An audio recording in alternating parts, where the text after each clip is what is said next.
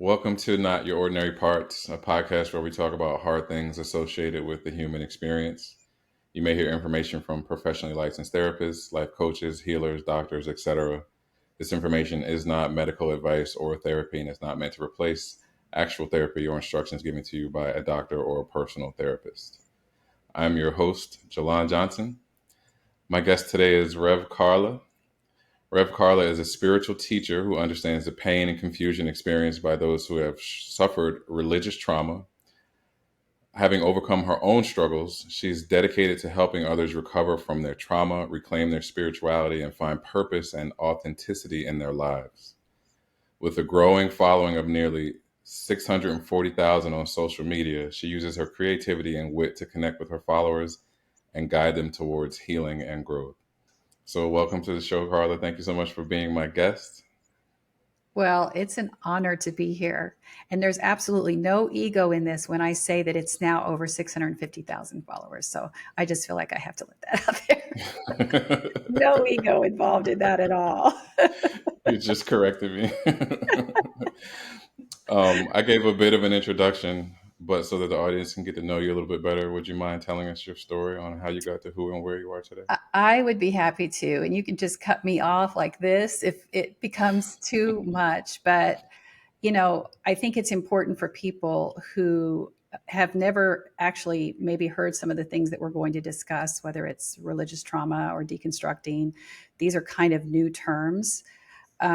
Even today, I'll still have people after doing this work now for over 6 years, they'll say, I've never heard about religious trauma. So I think it's good to start back a little bit at the beginning. I'm a boomer, so I've been around for a while. I was born in 61, and I can honestly say that since the beginning, I have been chasing and been in love with Jesus. I was raised Southern Baptist. My grandmother was a staunch Southern Baptist, and because my mother was single, we spent a lot of time with my grandmother.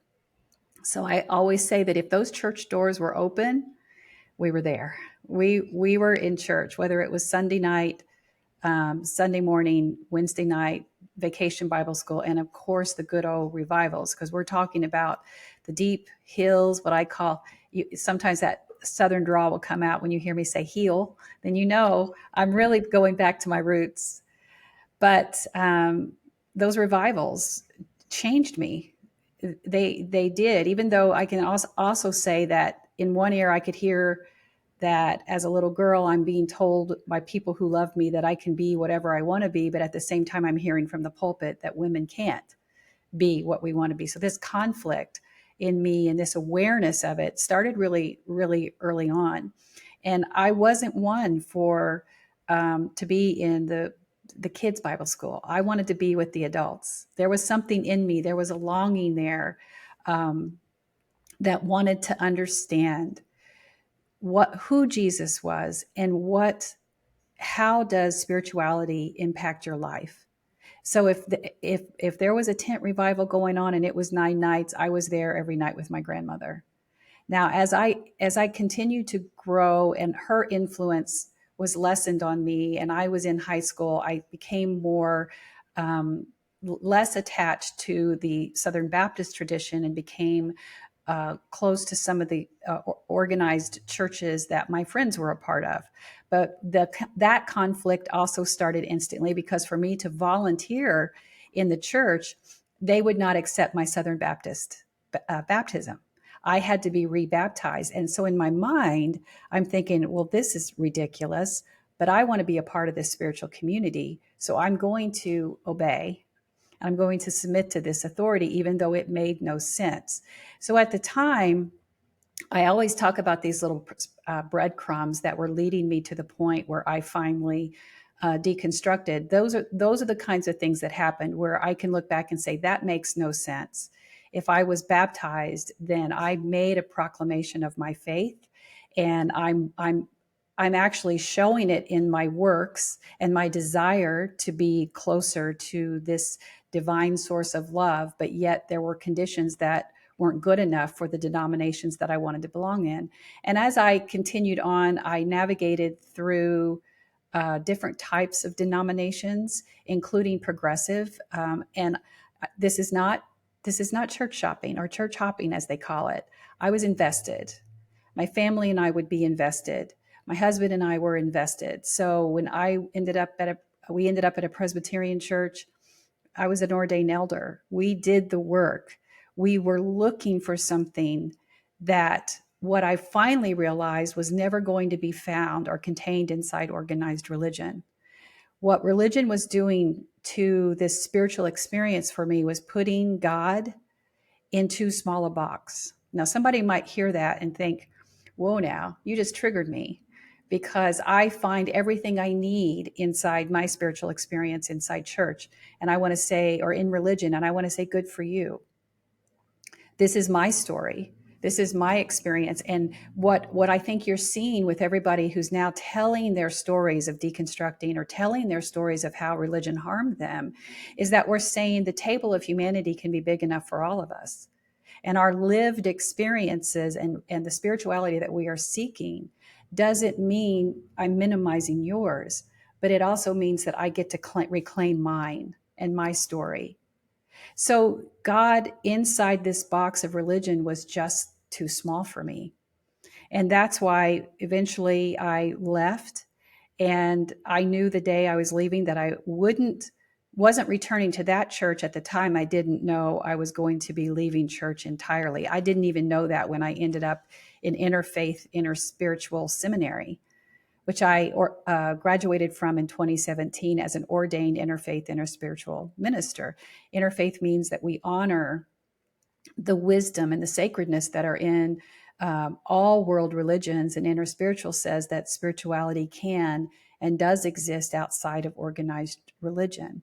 So it's very much an expansive place of compassion and awareness and connectivity that says there are many paths to the divine, and we need to stop arguing about those paths and just honoring how people are experiencing this divine source of life and stop some of the gatekeeping that's been happening over the years. But even with that, and I kept that when I was in seminary and I was going to college before that, and I did this late. I was in my 50s when I experienced all this. I didn't tell a lot of people. A lot of my family is still Southern Baptist because I didn't know what was happening here. Again, I was just answering this call to know and experience and understand the divine on a different type of understanding than what I had experienced in just my Christian experience. And I certainly found it on this path. But so it wasn't until afterwards that I realized that a mentor shared with me that you're going to walk this path of healing, of deconstructing, of finding divine source of love, understanding your awareness of who and what God is and how people find this love throughout the world.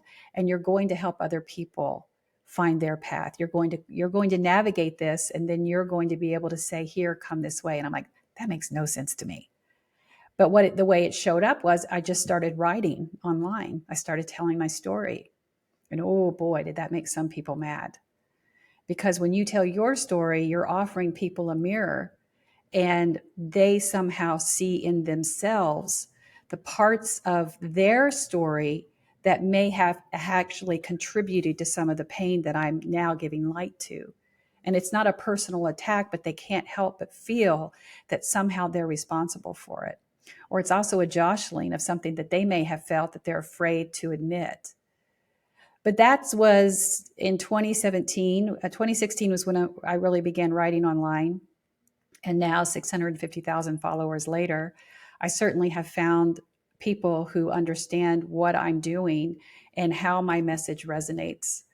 My message resonates with them. So now I call myself an ordained interfaith, interspiritual minister who walks the spiritual but not religious path, and who helps people heal from their religious trauma and deconstruct from their harmful religious experience to reclaim their spirituality. That does not fit on a business card, but that's as close as I can come to explaining who I am. And so that pretty much wraps up how I got here to today. Lots of stories that will come out in the book, and that's coming out in 2024, but that's pretty much a wrap up right there.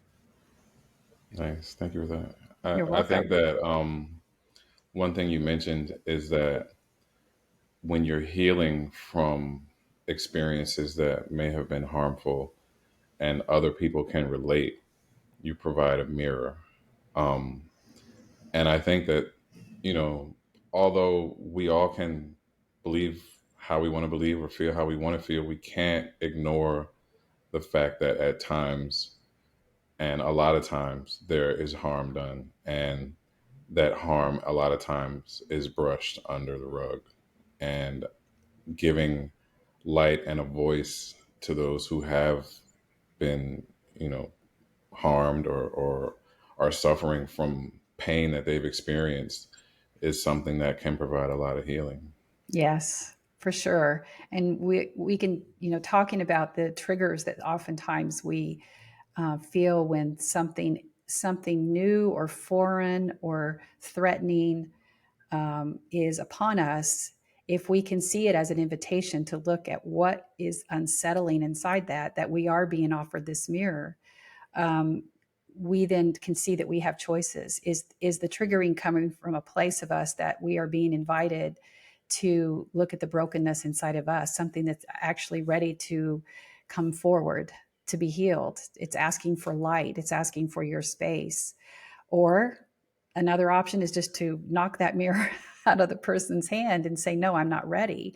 And that's where, you can see those triggered responses of anger or fear or rage or blind rage because I just cannot face that. So yeah, we can go a little deeper in that in in the rest of this, but yeah, that's what it is. If we can see it that way, then we can understand that when we have those feelings, it's actually an opportunity to move closer to our own authenticity and our own healing. Right. And I love the concept of duality, the fact that two things can coexist at once, because people can have, you know, the best of intentions and they may be very good people, but they may also hurt you.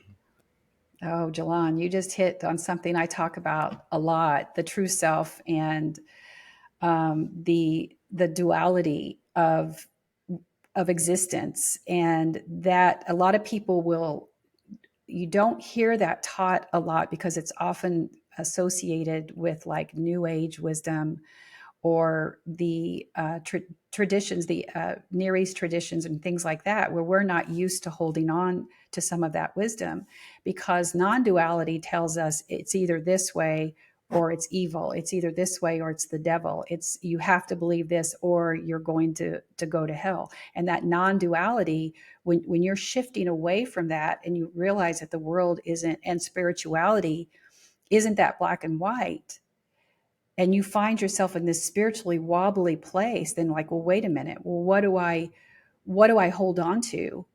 What is true? And honestly, a spiritual journey can be just going to find the answer to that, instead of saying that my denomination, it demands that I believe this. Spirituality in this duality experience says, let's just move towards that question, and I'm going to hold on to that and remain in this curiosity, because this is moving me closer to the divine than I've ever been in my life. And you are talking to somebody who could walk the walk when it came to the Southern Baptist tradition, evangelical Christianity, progressive Christianity. I knew the rules and I knew the Bible. And to let that go and stay here was a very, indeed, a wobbly experience. And just like you said, two things can be true. And even as my words may trigger someone, two things can be true. I will admit that organized religion, Christianity, has been good to me. It is the reason, what my grandmother instilled in me is the reason I'm here today. And it also harmed me. So it can be good and it can also harm people. Both things can be true. My ministry isn't about saying I want to kick it out of off the table. I'm saying there's room enough for both of us here. See. Um, when I had initially reached out to you, if you remember, it was because of a video that you had posted, Mm-hmm. and it literally blew my mind. And I was so just blown away by it. And I remember thinking to myself, wow, like I want to thank her for this. Um, and it was a video that validated so many things for me. Like I literally felt like, oh my goodness, I feel this on a very deep level. And I think that there is an awakening happening by children of boomers and emotionally immature parents, where they're realizing that their parents did the best that they could and they did a really good job with the tools that they had, but also they may not have been able to, or they may not have had enough capacity to what am I looking for? Okay, so emotional maturity and being emotionally immature was something that I think boomers and the generation before them were just not comfortable. You know, they didn't feel their feelings; they ran from their feelings. So they didn't have the proper tools to sustain their own emotional well being, let alone their children. Right. Mhm. So you answered the question, "What's wrong with our parents?" And I want to spend some time unpacking that because you gave a response to that question that I want to start the conversation with. And I actually want to play the audio of it so that we can then dive into it. So Okay. I'll play the audio right now. And I got a little tongue twisted there because I was so excited about this and I was trying to Okay. think of so many things. It's all right. This is about being real, right? All right. Okay, so I'll play it now. What is wrong with our parents? I'll tell you what's wrong with us. Patriarchy. We were influenced by grandparents raised in the silence generation who thought women were just an asset in a marriage. Children who were our parents were just a nuisance until they were old enough to work on the farm. I have relatives who were plucked out of school, never received an education because the cows have got to be milked, and that is more important than learning math. And then we were raised to be seen and not heard and to respect our elders. Obedience meant that you obeyed your elders no matter what, because what they said was God breathed, even if they didn't practice what they preached. And we knew we were broken, but we didn't talk to each other because we were always taught that anything that had to do with mental or emotional challenges was a sign of weakness. And the church taught us that our emotional crisis was a lack of faith.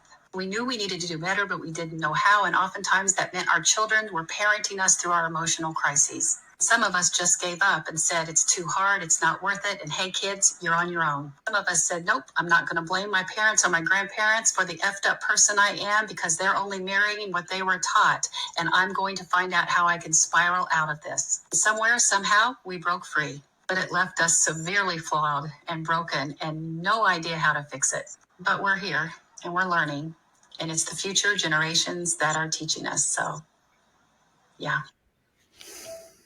Okay, so let's talk patriarchy. Woo, I said all that. Yeah, so I remember the day that that video came out and I saw that people were stitching. Stitching is, part of what the TikTok lingo, where you take it, you grab that video and then you make a response to it. And that just poured out of me. It was at a time where I was writing a lot about religious trauma and understanding patriarchal indoctrination. And I'm just going to, if we just take a subset of what we're talking about here in America, because you can talk about hierarchical structures that go back infinity and look at that, but just basically in America, from the very first time where all men are created equal, really meant white men, and how we created amendments to the Constitution as we became aware of the restrictions that that kind of structure put on human beings. And even to today, we are still fighting for what that means as we look at people who call themselves originalists and want to go back to the original meaning of the Constitution that says, well, let's go back to what they really meant because times were better then. And when people say times were better, what they meant is that people understand this hierarchical structure and they submitted to it. It wasn't that it was better for the people higher up with privilege. So you knew your place and you submitted to it. And even though you were miserable and you may have grumbled about it in your living room, or in your cabin or in your tent, whatever you were forced to live by on this structure, you had no means of recourse. So you go back through time and you look at the places where the Civil War, the civil rights, all those places where we pushed that envelope, but we're still living in a highly patriarchal system that's built around primarily the white Christian male. So as a child of the 60s, y'all can sit here and argue about it all day, but I was alive when Martin Luther King Jr. was assassinated. I was alive when the women first got the right to the birth control pill, that women could own a credit card in their own names, that could actually own property without their husband's approval. When women started getting rights to actually not just be an asset at a divorce hearing, when women could, I hope you're there. You just your video just went off. Okay. Okay. Um, where, we're constantly seeing these places where tensions are happening. Of course, we're in a high tension area again because what we are fighting is patriarchy. So expanding a little bit on what I said in that video is, those, we're not talking about ancient history here. Yes, I'm 61 years old, but the very people who raised me and who are still alive are the ones who now are controlling our elements of power. So patriarchal indoctrination not only impacts our government, it impacts our family structure, and it impacts our religious structure.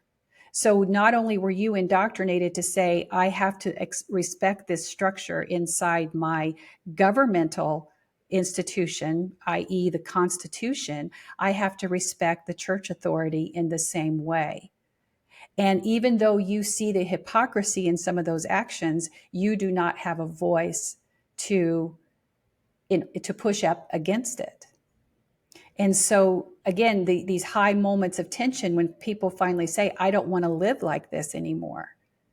And so I would say that for the late boomers, like I am, I'm sometimes called boomer or the Jones generation, between the Gen Xers and the boomers. But I trust me, I'm a boomer. I know what I am.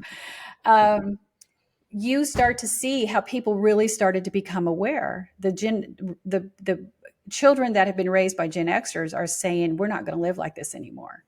The boomers really, my parents really effed me up. And now I'm going to change that. And so then all of a sudden you started to hear the criticism of, oh, the helicopter parents are now in style. Well, you know what? The pendulum swings like that for a reason, because we were way over here where the structure of this was so high and strong that people had to fight for their, to say, when we have a constitution that protects all people, it means all people. And so when you're finally breaking free from that, sorry, I keep hitting my mic, that is going to swing really high over here to where you see an overabundance of protectionism, because you do not want your children to experience the same things that you did. And now it's coming back, and you're starting to see in the millennials and the Gen Zers and even in the alpha, people that aren't afraid to, they're not afraid to work. They're not afraid to use discernment, to do the work to research, and to use their voice for advocacy and activism. So you're starting to see a very much activated types of generation that all is part of the dismantling of these patriarchal systems that do not serve our highest good. They serve an elite, very few percentage that people are still trying to primarily hold on to, which is the white Christian male. And that there, what I said right there might trigger some people, but it's indisputable. When you have Charlie Kirk just 2 days ago releasing a video that said our democracy will be threatened if Christianity isn't the filter through which we govern this nation, he means people who look like himself using the Bible as a weapon to continue to oppress how other people are going to show up in this world. Those are the people who want to go back to the original language that says all men are created equal, which basically protects Charlie and people who look like him. Now, are we really going to continue to live under this system the systemic system of oppression, because it's inarguable that it's there. And I always picture patriarchy as like a buoy on a water, and at the very top, you have this white Christian male, and I'm primarily talking about America now, and then people whose ladder of privilege takes them up there. And as a white woman who lived most of my life as a Christian, I know my ladder is up pretty high. So as for my own season, I have to admit it too, because of my own complicit bias. I carried water up that ladder to protect my status. When I said nothing, and I knew racism was sitting in the pews with me, and I knew that homophobia was sitting in the pews with me, I said nothing. I internalized that patriarchy because I was comfortable in it. So you have people on ladders up that patriarchy, and when you internalize it, that means you're saying, why can't things stay the way they are? Oh, so you're carrying water up that buoy for patriarchy because you like your place in it, and you're going to splash that water on anybody who's trying to climb that ladder. And you have some subsets of people, your Black, Indigenous, and people of color, who aren't even on the platform of the buoy. They're underneath. And the only way they get air or any kind of benefits is because when the buoy rocks. And they're supposed to be made to feel grateful because they're at least on the buoy. And again, that's going to shake some people when you understand that systemic racism exists to the point that large majority of people don't even register on this system. Then you realize it's broken, but the data is there. The data clearly indicates how much the systems of oppression exist to make sure that nobody's ladder is getting to the top, and some people have no means to get up onto the foundation. And that's how we build a system to keep people oppressed and away from this. Now, that system is entrenched in our religious organizations as well, primarily Christianity. And that's where you've seen the marriage of what's happening now in our country. So it's not just the white male, it's the white Christian male. And it's indisputable when you look at the laws that are passed that are against critical race theory in education in our public schools that doesn't even exist. It's about teaching our real history, or whether or not we can say gay, or whether or not we're going to allow parents, primarily white Christian parents, dictate what books our children are going to receive, are going to be in our libraries, because they're offended, because they're fearful that the system is wobbly. Thankfully, it is, because patriarchy is not sustainable. And with the oncoming of social media that has allowed us to find each other, compare our stories, and realize that we're not isolated. For a long time, we were siloed, thinking people would leave church, and they have been leaving for 8 decades. So people have been leaving church for 8 decades. They just didn't talk about it much. And now you've got social media, so we're no longer siloed. We are finding each other and realize that we have a voice and we have power, because this isn't about whether or not patriarchy is working. This is about understanding that the vast majority of Americans want a system that is truly equitable and fair and built on justice. Why would anybody be threatened by that? Why would anybody not, if your spirituality is compelling you to live a compassionate, humane, connected life, why in the world would you not want equity for all? Why would, instead of looking at a platform a buoy that goes like this, why not build that platform as wide as you possibly can, so everybody has the ability to be on that? Because it's not a system of power that puts the people in control who have had it. The one who teaches us that we must be silent and we must stay complicit. We must obey government power, church authority, and take whatever it is, even when we know that they're being hypocrites with what they say, because what they preach from the pulpit is not what they do in their own homes. But we have been conditioned to stay silent. And that is what's breaking off. Sermon over. Wow. You really shake things up, and I love it because you're not afraid to talk about anything. And one thing I wanted to mention was that we, um, in this country, say liberty and justice for all, but I have yet to see it ever, ever. Um, okay, sermon over. I want Well, to touch on some things that you talked about in the sure. video, and then circle back. And I really wanted to expound on these because I think that these were two of probably the points that I felt most when I listened to it. One of them was anything that had to do with mental or emotional challenges was a sign of weakness. And I wanted you to kind of expound on that a bit because I understand it because feeling our feelings is difficult and it creates discomfort and we have to actually do something. So I think that the generations before us, an easy way to avoid that was to, say if you like for instance, men, if you cry, you're weak. So what are your thoughts on that since you so eloquently spoke about it? Well, so I'll try not to go off too much on this one.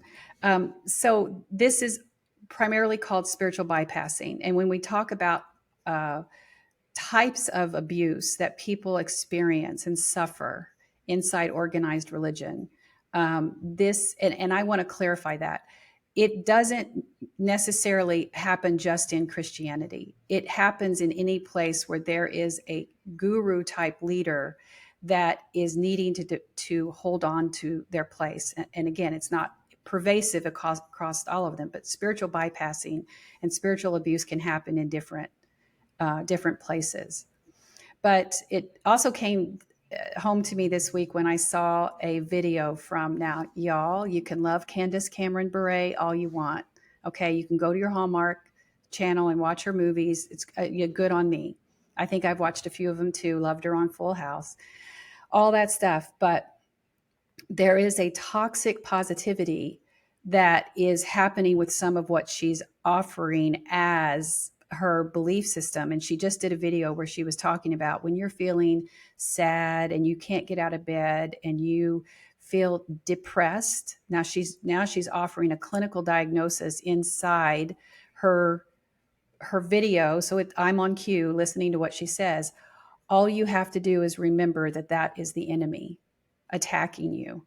All you have to do is start praying to God and praying to Jesus and move closer to Jesus. So, in other words, the underlying message there is that something is weak in your faith that is causing some of the emotional challenges that you are facing. So, this is a form of spiritual bypassing because it's somehow putting it back on you that these emotional issues that can be clinically diagnosed in a setting that may require medication, it may require intense therapy, both of which I consider sacred spiritual aspects of spiritual therapy because it's part of the mental, emotional, physical, and spiritual balance of life. So if it's the only reason why you would be threatened by it is if you're afraid that the person that is indoctrinated in your religious system turns away and is getting help from someplace else, that's considered a threat. Because how else are you going to continue to contribute financially to this perpetuation of this institution for which I'm responsible for if somehow you're giving your money and attention to someplace else?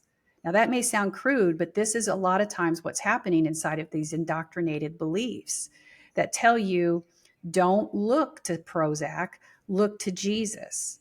And what really angers me about somebody who's a millionaire many times over telling someone that all you need is Jesus is that we have no idea the resources that Candace Cameron Bure have at her disposal to keep her balanced. I mean, her hair looks like it's blown out, and she's got all, I'm sure she goes to massage therapy and she has counselors at her disposal because she has absolutely no idea what the average person is struggling with when it comes to self care. She's just regurgitating an indoctrinated belief that is very harmful to the hundreds of thousands of people who liked that video. So I'm a big proponent of mental therapy being spiritual therapy as part of what you do. In my private practice, for a while, I offered spiritual counseling when I first came out of seminary, and I oftentimes worked with mental health professionals. They would have somebody who would come in and they would refer their clients to me because they were experiencing religious trauma. And religious trauma right now is not even a diagnosable a diagnosis. It's not in the DSM-5, but they know it exists. So they're moving people, and I acted like a spiritual triage for my clients. If I could get them to see that what's happening to them is not only just a spiritual crisis in their life, it's an emotional or mental crisis, I could move them on to mental therapy. So I think it's important that we understand that our weaknesses, our imbalances, our sadness, and sometimes our ability to get out of bed, especially for those of us who are really doing this kind of work and we're really in tune to the pain and want to be a healing balm. Mental therapy is almost a requirement. And depression doesn't mean you're broken, it means you're human. And sometimes this world is hard Hmm. to to move on without the care of someone helping you navigate what's happening. And it could be as simple as a chemical imbalance, or it could be something that you are navigating some hard things. And you know, a beautiful balance would be to have someone who's helping you with your spiritual care and your mental care. But if it requires mental care, then starting with that is something that, just like you started your podcast, we're not doing anything here to tell people not to take care of whatever they've gotten from their practitioners, their medical and therapeutic practitioners. We're just here to offer insights that can help accompany what the work that you're doing there. I love that you said depression doesn't mean that you're broken. It just means that you're human. Man, that is so therapeutic. And I think that a lot of us, well, another thing that you mentioned in the video was that church taught us that our emotional crisis was a lack of faith. And you kind of touched on that a bit. But um, if someone was to tell you that you're depressed because you don't have enough faith, I mean, that in and of itself is so damaging and wrong. Mm-hmm. I mean, learning about the nervous system and generational trauma and epigenetics, we carry trauma in our brain stems for 7 generations, right? So I may be dealing with some unprocessed trauma that my great grandfather dealt with as a slave, Mm. and not knowing how to process that and looking for answers, and someone telling me, well, it could be your faith, or it could be this, or it could be that, that leaves me really with nothing to do but to feel shame. Yeah, exactly. And oftentimes, and you brought up the epigenetics, I'm fascinated by that. The studies that Me they have too. done with the lineage of the Holocaust survivors and their descendants and what that has caused in them. We're just now getting to the science is just helping us understand some of the mental and emotional mechanisms that really are at our disposal to help us understand who we are. And I think that's another point I'd like to make is like somehow along the line, we decided, we being those in authority, decided that it was best to stake our claim on a spirituality that was anchored to thousands-year old scripture when humanity has been evolving this whole time and we become aware. We that awareness changes with us, just like science says what we know now isn't what we're going to know 100 years from now. Just think about how the past 100 years have changed, even in my lifetime, where, Will and my daughter was born, the PC was just coming out. We so much has happened in such a little amount of time, but somehow spirituality anchored itself to thousands-year old scripture and said, okay, that's it. That's as far as we're going, and we're going to judge the entirety of humanity because we just stopped waking up right there. It makes no sense. It makes no sense when every other aspect of our lives, we are okay with moving forward because we are understanding how we are changing and evolving and learning. So why can't that be the same with spirituality? Why are we afraid of that? I agree. I think that something else that happens is a lot of times people feel like they have to choose between betraying their lived experience or their faith if they're asked to rationalize toxic people, toxic behavior, toxic family systems, relationships, etc. And you kind of spoke on that a little bit too, but could you kind of dive into that a little bit more? So do you mean like what it means, this conflict of I'm moving here, I feel myself changing, but I'm still in a community with people who believe this certain way? Is Right. that what you mean? Okay, I want to make sure I understand that because, oh wow. Well, I started this by saying that when I first went to seminary, I was in seminary. Well, even when I was in college, I studied biblical studies, and then I studied world religions, and then I went on to seminary. I didn't tell anybody except my husband and my kids. I didn't tell anybody in my circle because of that conflict. I wasn't Right. sure what I was going to do with this. And there was part of me who could not believe, even though I was at the time holding a lot of anger and bitterness about my religious heritage, I did not know what this meant for me. And eventually, when I did proclaim who I did lose friends. I did lose family members. And that sometimes, that even now, those indoctrinated beliefs and who I was as that in that indoctrination will come forth and check on me, like, are we sure we're okay here? Are we sure that this was the right thing? And inevitably it's yes. Now, have some things healed over time? Yes, it has. But there are times, and I will tell people this, that when you are just learning, you are on a healing journey, and you understand that some of the things that you're carrying in your suitcase of your lived experiences, which include your educational, your familial, your societal, everything that you're carrying this suitcase, and it's becoming too heavy. And if we don't set it down and unpack it and look at the things that no longer serve our highest good, one of these days it's just going to come crashing down spectacularly, because you will hit some kind of life crisis. And usually in my spiritual counseling sessions, that's where I would get people when the suitcase exploded. And I try to get them to calm down, to understand that we're going to look at this suitcase sitting here all exploded as an opportunity, because you're not going to get that stuff back in the suitcase and get it closed. You're just not. So let's look at this as an opportunity. So whether you're going to set it down and unpack it, but when you start to do that, that alone can start to change the relationships that you're having with those in your inner circle. And you often find that some of the people that are in your inner circle, I'm not saying all the times, I don't want to scare people here, but you will find out that there are people who should never have been in your inner circle. Or you'll find that there's some people who you've kept out because of some of the beliefs that you held about who you were and who they were, who actually are good for your soul, need to be brought in to the circle. And so there's this ebbing and flowing that happens.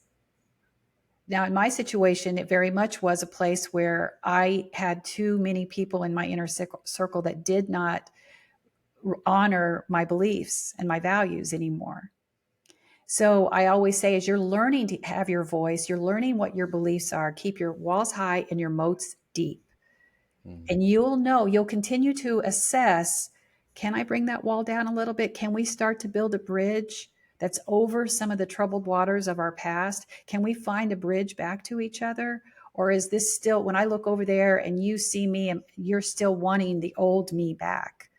Okay, nope, I got to put that boundary back up because I deserve my seat at the table. No one's going to kick it out from me anymore. I am who I am. And this is the divine creature, beautiful being that I was always supposed to be. And I'm not going to allow someone else to place a narrative over me of who I was. For me, for years, I tried to be the good Christian.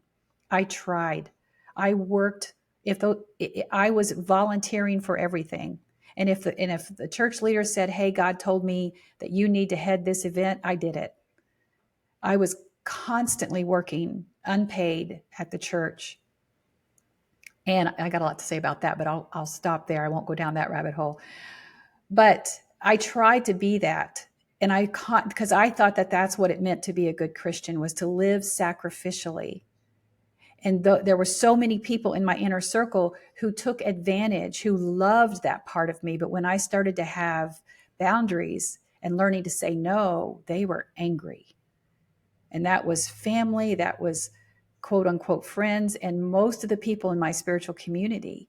When I said, no, I'm not doing that anymore, then I was the problem. I lacked the faith.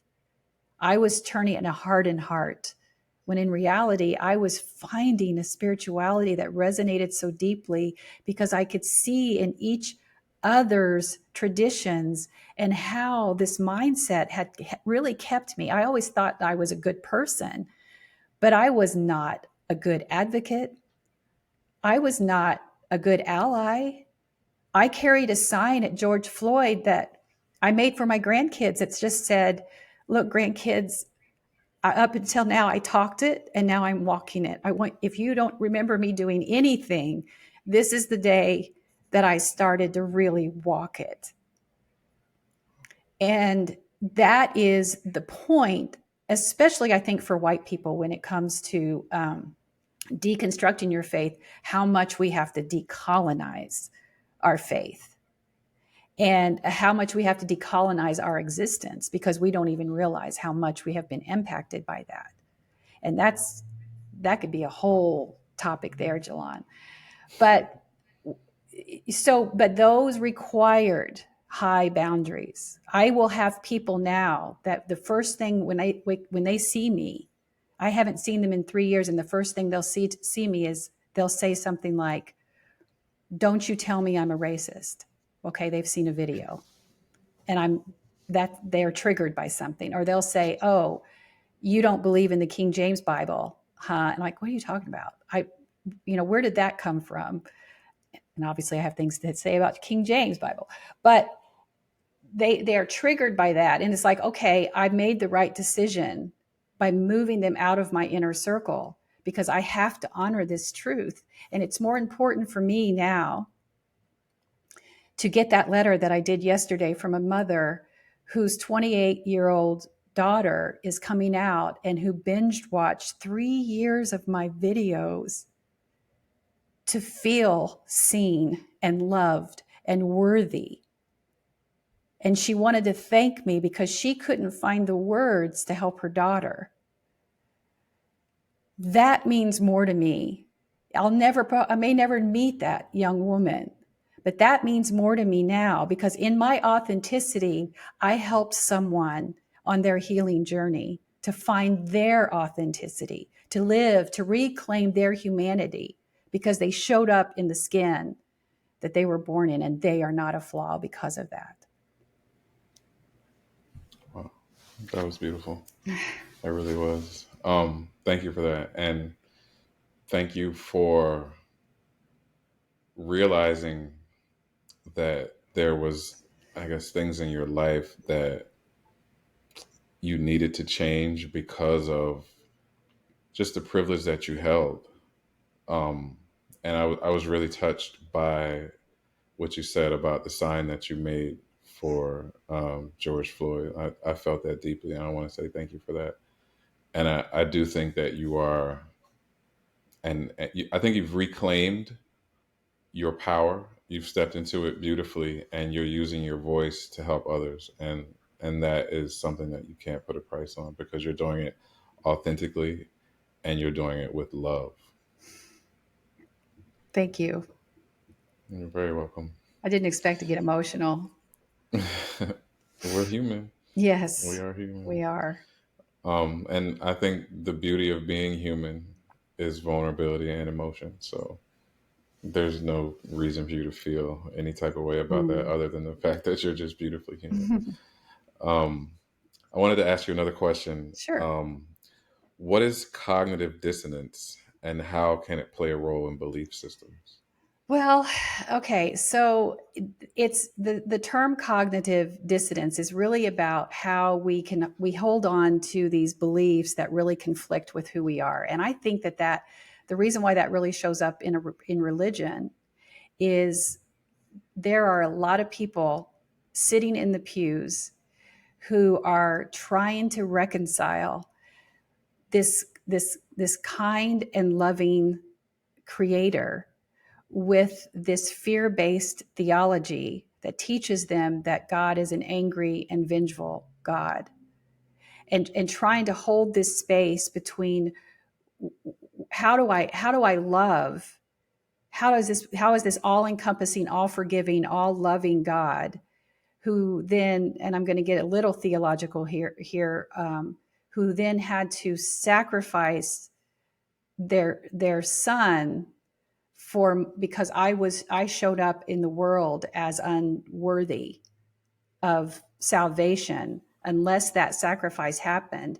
And yet I'm to also to believe that this God will strike me down in in a minute, in a second, if I'm somehow step out of line. And you'll see that in uh, mantras like love the sinner, hate the sin.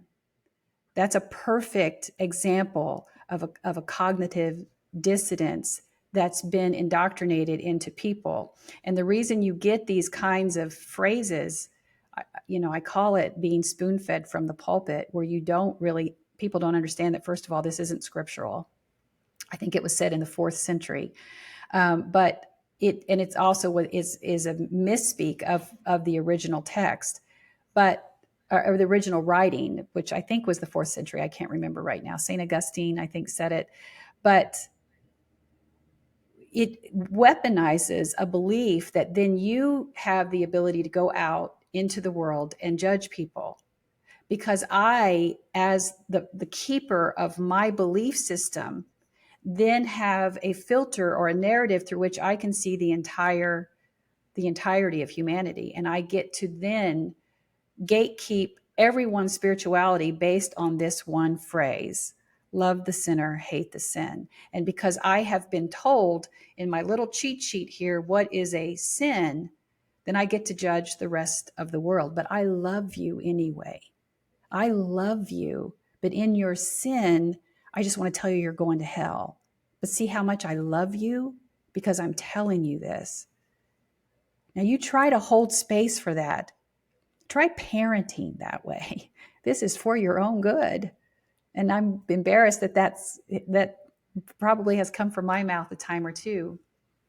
But people are pushing back on these kinds of teaching, because no one has the right to hold that kind of judgment on you as a pervasive theology that says, because we're the keeper of how people should show up in the world, I have the right to tell you how to live.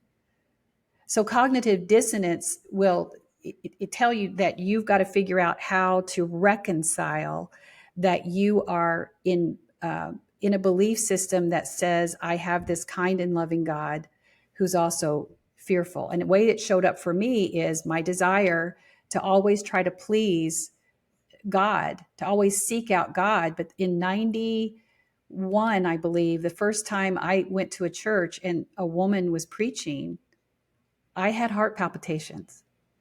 I thought it's 85 degrees and sunny. And I thought, when I go outside, I'm going to get struck by lightning, because I'm just sitting in this church, but I have made myself unworthy.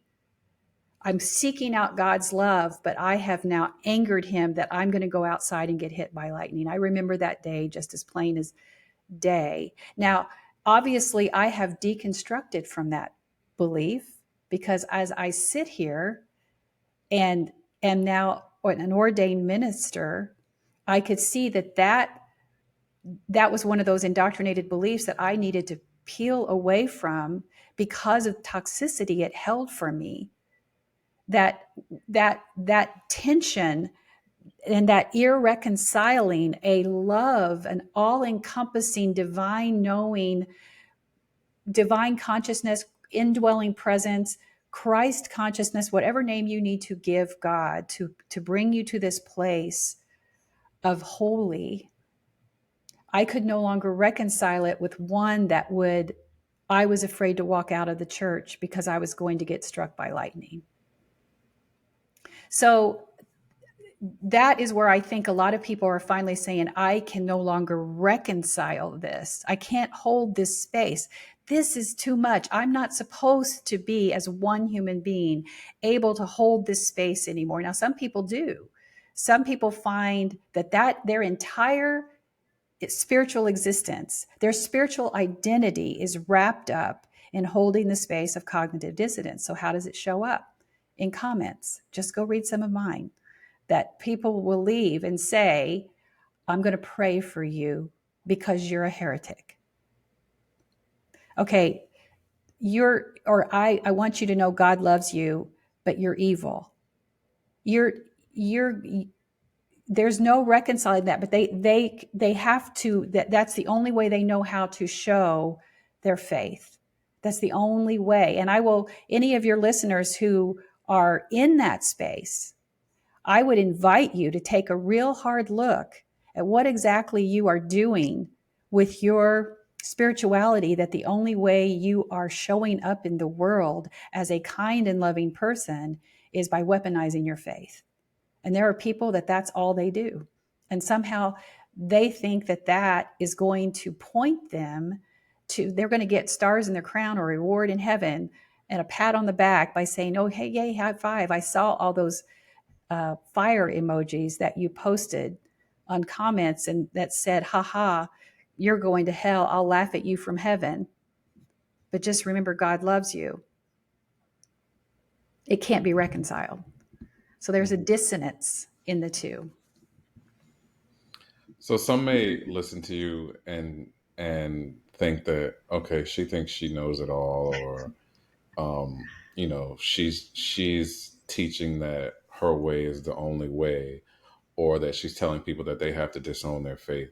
How do you respond to that? I know I'm hard. I know I'm hard to digest. And I know that people will take offense to me, but I want us to go back to duality. Two things can be true.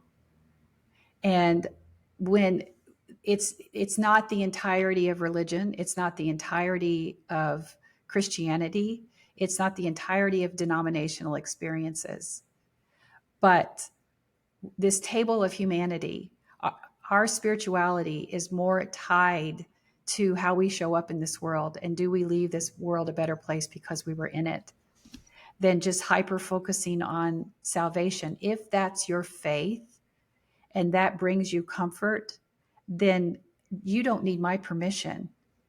You don't need my permission to have that kind of faith. But this table of humanity is big enough for all of us to exist. The part that people are pushing back on, including myself, is the fact that no one has the right to gatekeep how another person is showing up in their lives. It has no reflection on your beliefs. It has no reflection on your spirituality. And so, again, two things can be true. Religion and can be a wonderful, beautiful, nurturing experience. And for some people, it can't. And our voices should no longer be silenced because we are finding a different path. And so the only thing I push back on, I have on many of my platforms, I say human rights over religious beliefs, because the minute that your beliefs become weaponized to the point where you feel like because someone doesn't look like, love like, or believe like you do, that you have the right to gatekeep how they're going to show up, or you have the right to suppress their rights, then you are no longer practicing of faith, you are practicing bigotry, and you're wrapping it in beliefs. But it is not spirituality. It's a control system at that time. So that's what I push back on. And I think that's an important accountability that we need to start talking more about, especially as we see the threat to our democracy here in America. So faith can happen. I often tell people you can believe that being gay is a sin. I'm not telling you not to believe that in your church. I'm not telling you not to believe that in your home. But your neighbor who is a kind human and who is a female married to her female partner has every right to existence and compassion and love as you do. And when we weaponize that to limit how they're going to show up, that is not Jesus. It can never be reconciled with the teachings of Jesus, ever, ever.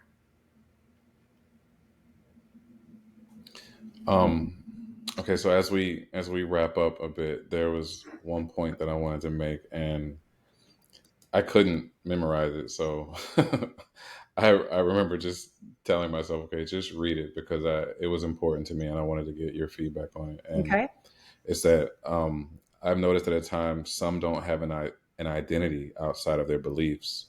So if they're asked to have a difficult conversation, or if they perceive that their beliefs are being challenged, it's often viewed as a personal attack. We can lovingly and peacefully agree to disagree or feel differently about things and still recognize that we have deep affection and respect for each other, and acknowledge that even with the best intentions, people can get hurt, and it's unhealthy to overlook the pain of their lived experiences in the name of anything. Hmm. That's beautiful. I don't know if I can add anything to that. Did you write that? It was just something that I wanted to put together, I guess. I don't even feel like it was written as much as it was just a thought. It was how I wanted this episode to be remembered. Well, yeah, I'm a very, I'm very outspoken, and I can see where the way my words can rattle people. And that's what I'm supposed to do. I'm a disruptor. That I now understand that I step fully into that. You're like a healing balm in the way you approach that, and I love that. I think, again, both approaches are true, and both approaches are needed. And I hope that whoever heard what you just said and what we talked about here understands that that is so true, that we should be able to live together. We should be able to respect one another. And and that is going to take some more dismantling. It's that when old systems are dying, there is tension there. And we are in a season of tension, which I do believe will get worse before it gets better, but it will get better because humanity is always evolving towards kindness and compassion. It will get better. Kindness will win, and social justice and equity will win. But it's going to take time. The work that's been started centuries ago will continue to evolve. System of oppressions just cannot stand. And so we have to look at, what is it that's rattling inside of us when we feel threatened by something new, when we feel uncomfortable by something new. You saw it with the, not to bring up a too hot of a topic, but Dylan Mulvaney's Bud Light commercial and sponsorship of a trans woman is rattling the world right now. And all she did was drink a beer. It's true. I remember when we first spoke, I told you this conversation was going to raise some eyebrows, which is fine because while they're raised, there's plenty of things to talk about. So I don't have a problem with being outspoken about a topic or a conversation that I feel deserves attention, no matter how anybody else feels about it. But also, I think to shy away from any topic or conversation because it's uncomfortable is a disservice. And so many don't know what they're shying away from because they never had a voice to begin with. So for a lot of people to even start a conversation about these topics, it's hard, let alone to have an opinion about it.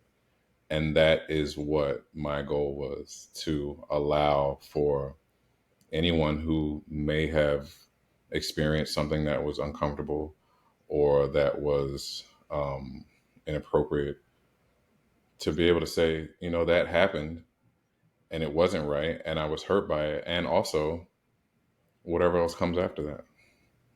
It doesn't have to be these things can't be spoken about because someone says they can't be talked about, because that is the complete opposite of love or compassion. That's beautiful. You're a preacher.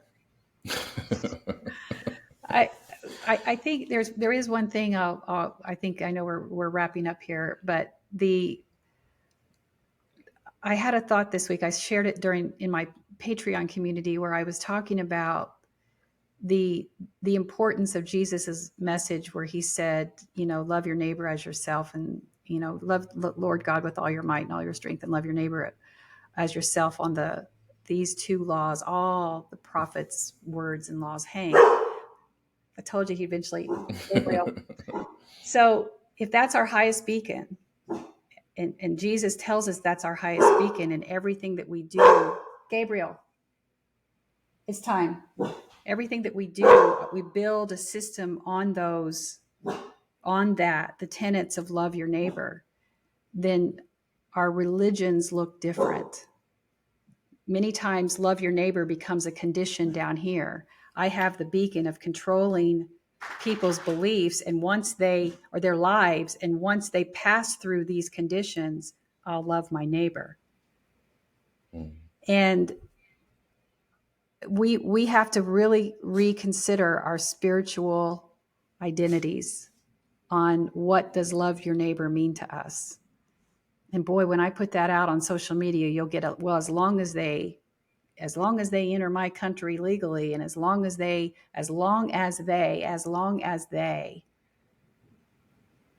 from talk right to act right to live right to wear your clothes right to whatever, you can put these conditions on it. So if that's here, then it filters down to how and instead of it being here, and we say, no, we get to be the gatekeeper, and then they pass through it, then I'm going to love you. Mm. And I don't know, something you just said reminded me of that teaching. And I thought, I never even thought about how often I need to rethink some of my own biases and make sure that I'm still facing those. You don't live a life of 50 some years and still not understand that I still have things to learn. So I follow so many Black, Indigenous, of people of color because I'm listening. I got my notebook out and I'm listening. I think, oh wow, I just did that. I won't do that again.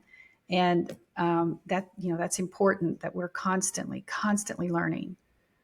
So yeah, people might think I'm a know-it-all, but I'm not. I'm still learning. Mm. That's wonderful. So, last question. Using your platform, what is it you want people to know most? I want people to, the people who are following me, I want them to know that they matter. Like that email I shared, they're not broken, they're not flawed. They have a right to be here. They have a right to heal from their trauma. That if church isn't serving you, then there is a spirituality out here that will. And that the divine creator, the universal love, is available to us no matter what path we navigate that on. And that's not spiritual light. Soul work is hard. Soul work is accountability. And I ask people to invest in it. When you look at, you got to do the work. So it's not about cherry picking verses. It's not about assimilating other people's beliefs. It's about what is it that will serve my highest good, so that I can leave this world a better place that I found it. And that's my legacy, and that's how my spirituality is tied to me, and that's how I try to approach my teachings. So that's what I want people to know. Well, I appreciate your time. I appreciate what you do, the way that you are led by love, and how you are disrupting things that need attention. No, it's been an So I just want honor. to say thank you. Yeah, thank you. It's been an honor. Where can people find you on online or on social media if they want to look you up? You can find me on Facebook, Instagram, and TikTok at Rev Karla. And you can find me on my website at revkarla.com. Well, again, I just want to say thank you for who you are, Thank you. what you do, the way you do it, and for your time. I'm so honored that we're on this journey together. Thank you.